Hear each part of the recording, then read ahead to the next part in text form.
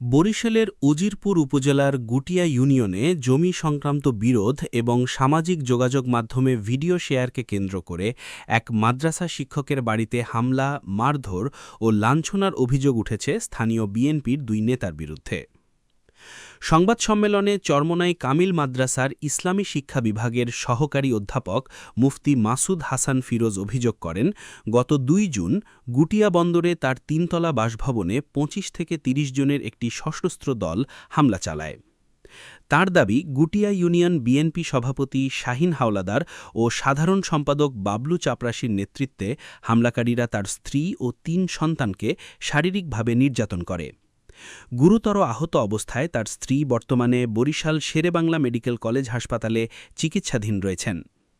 মুফতি মাসুদ হাসান ফিরোজ বলেন, তার জমির সাপ কবলা দলিল, এসএ ও বিএস রেকর্ড সহ সব বৈধ কাগজপত্র রয়েছে। এরপরও রাজনৈতিক প্রভাব খাটিয়ে তার পরিবারের ওপর হামলা চালানো হয়েছে বলে অভিযোগ করেন তিনি। ভুক্তভোগী শিক্ষক আরও দাবি করেন, ঘটনার প্রতিবাদ এবং তার পক্ষে কথা বলায় মাদ্রাসার সাবেক শিক্ষক মাওলানা তরিকুল ইসলাম ও স্থানীয় বাসিন্দা আসাদ মোল্লাকে একটি অফিসে আটক রেখে মারধর করা হয়েছে। পূর্বের একটি ঘটনার সাক্ষাৎকার ফেসবুকে শেয়ার করাকেই এর কারণ হিসেবে উল্লেখ করেন তিনি। নিজের ও পরিবারের নিরাপত্তা এবং ঘটনার বিচার চেয়ে বরিশাল এডিএন কোর্টে ২টি মামলা দায়ের করেছেন মুফতি মাসুদ হাসান ফিরোজ। একই সঙ্গে প্রশাসন ও সরকারের ঊর্ধ্বতন কর্তৃপক্ষের কাছে সুষ্ঠু তদন্ত ও দৃষ্টান্তমূলক বিচারের দাবি জানিয়েছেন তিনি।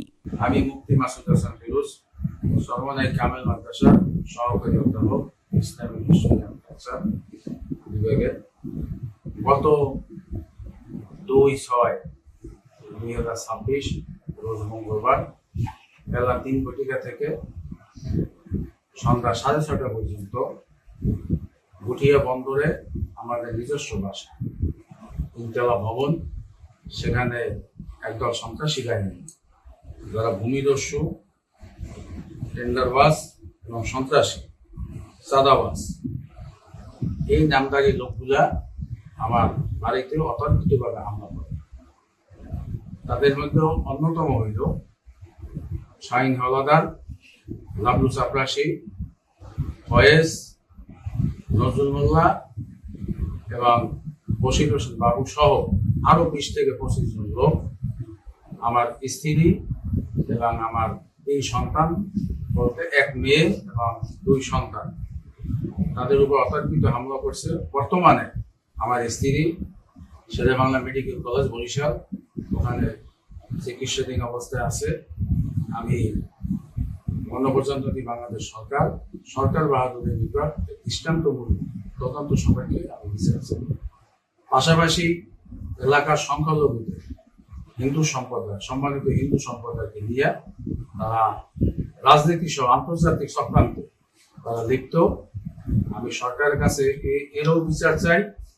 আমার জমি সাপকলা দলিল এবং আমার এসএ রেকর্ড, আমার বিএস রেকর্ড, বর্তমানে আমার খাজনা হালনাগাদ দেওয়া আছে। আমি সম্মানিত সাংবাদিক ভাইদের কাছে আমি জানাই এবং তাদের কাছে আমার কাগজপত্র আমি দিলাম। পাশাপাশি আমি 2টা আমি মামলাও করেছি বরিশাল এডিএম কোর্টে।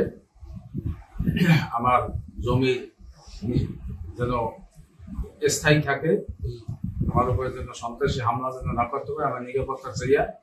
আর একটা হইল 7 ধারা মামলা, কুখ্যাত এবং চিহ্নিত সন্ত্রাসী, তাদের থেকে আমার জানমাল নিরাপত্তা হেফাজতের জন্য আমি মামলা করতে বাধ্য হয়েছি। এবং আমি দেশ এবং সচেতন যারা নাগরিক সবার কাছে এবং সরকার বাহাদুর সহ পুলিশ প্রশাসন এবং যারা বিচার ব্যবস্থায় যারা আছে তাদের কাছে আমি ন্যায্য বিচার চাই।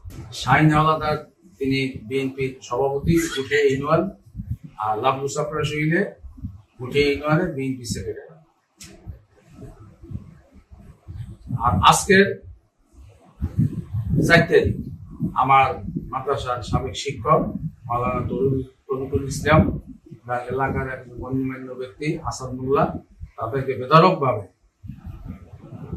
অফিসে আটকাইয়া বিএনপি মারধর করছে এবং সন্ত্রাসী কায়দায় তাদেরকে।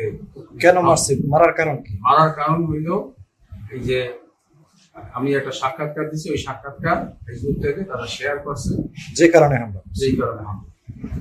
ঠিক আছে, থ্যাংক ইউ। প্রথম তারিখে তবে এ বিষয়ে অভিযুক্ত শাহিন হাওলাদার ও বাবলু চাপরাশির বক্তব্য তাৎক্ষণিকভাবে পাওয়া যায়নি।